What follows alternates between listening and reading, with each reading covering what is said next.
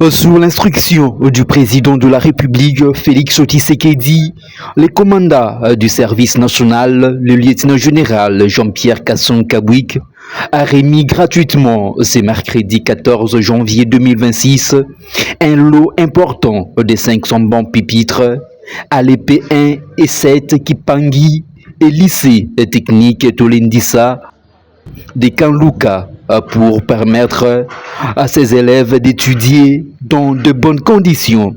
Le patron du service national a réalisé cette action du chef de l'État en remettant ces bons et pupitres fabriqués par les anciens délinquants urbains appelés communément Kouloulans, désormais convertis à bâtisseurs après une formation dans plusieurs domaines à Kanyema-Kasese.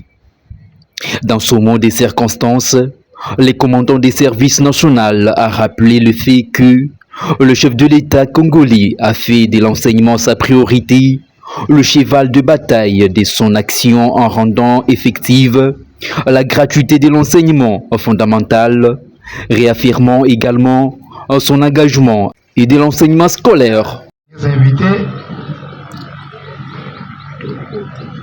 nous voici encore une fois au camp Luka, cette fois-ci pour remettre 500 bancs pupitres, respectivement au lycée technique Tolendissa, aux écoles primaires 1 et école primaire 7 Kimpangi, sur ordre du commandant suprême des forces armées de la République démocratique du Congo, de la police nationale congolaise et du service national. Cette opération entre dans le cadre de sa politique selon laquelle il ne doit plus y avoir une seule école publique sans banc en République démocratique du Congo. Celle-ci est rendue possible grâce aux jeunes de œuvres appelés Kouloulans, récupérés dans les 4 coins du pays qui ont été amenés au centre pilote Laurent Désiré Kabila à Kanyama-Kasese pour y être encadrés, formés et transformés. Après la transformation de ces ex-délinquants en bâtisseurs de la nation, ces jeunes qui ont appris plusieurs métiers sont aujourd'hui au service de la nation, particulièrement au service de l'amélioration des conditions d'études de leurs anciennes cibles que sont les élèves et étudiants congolais. Ces bancs pupitres qui sont aujourd'hui remis aux écoles primaires 1 et 7 Kimpangi ainsi qu'au lycée technique Tolendissa ont été fabriqués par ces jeunes. Voilà ce qui peut arriver lorsqu'on veut. Si donc les jeunes Kouloulans peuvent devenir en moins de 3 ans des hommes utiles pour le pays, que ne peut-on pas faire pour ces jeunes élèves?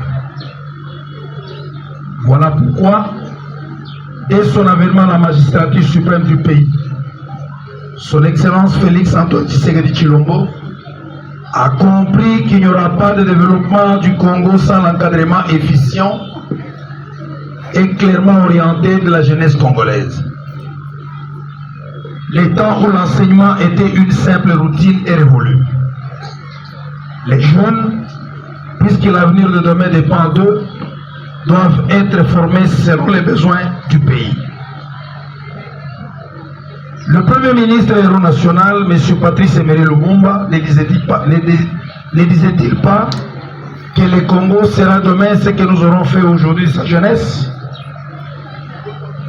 Voyez ce qui nous arrive avec des jeunes abandonnés à eux-mêmes, qui pullulent les quartiers de Kinshasa, à tel point que Kinshasa, notre capitale qui respirait la paix, aujourd'hui est devenue une ville dangereuse avec une jeunesse qui est une bombe à retardement de le bas âge. C'est tout le sens de la gratuité de l'enseignement. La dotation en bas pupitre qui a fait augmenter la capacité d'accueil dans nos écoles est une politique qui vient justement en soutien de la gratuité de l'enseignement.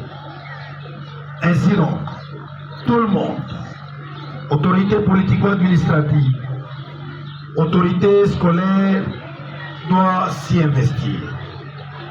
La meilleure façon de soutenir cette politique du président de la République, c'est d'utiliser ces bancs en bon père de famille afin qu'ils puissent servir plusieurs enfants et pendant plusieurs années. Que vive du président de la République, Félix Tshisekedi, qui érige la gratuité de l'enseignement en pilier du développement national et de l'émancipation de la jeunesse congolaise.